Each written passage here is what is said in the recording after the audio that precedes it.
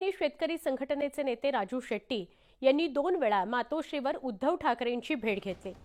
मवियानं हातकणंगलेमध्ये उमेदवार न देता पाठिंबा द्यावा अशी मागणी शेट्टी यांनी ठाकरेंकडे केली। मात्र आता शेट्टी आणि मवियाचं बिनसल्याचं समोर येत आहे।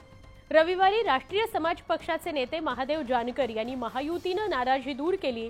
जानकरांच्या पक्षाला महायुती लोकसभेची 1 जागा सोडणार आहे।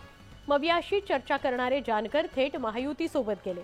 आता मवियाला आणखी एक धक्का बसण्याची शक्यता आहे। राजू शेट्टी मवियासोबत जाणार नसल्याची माहिती समोर येते।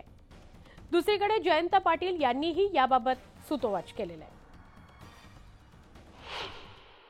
यावेळी आम्ही अशी भूमिका घेतली आहे संघटनेच्या आदेशावरून की स्वतंत्र निवडणूक लढवायची, आघाडीमधून लढवायची नाही।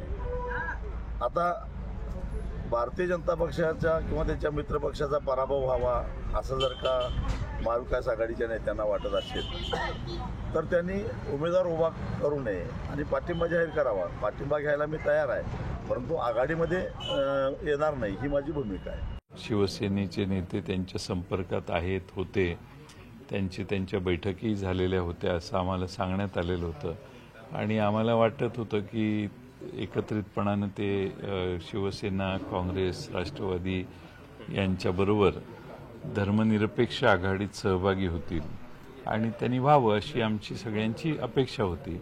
पण सध्याचं चित्र असं काही दिसत नाही।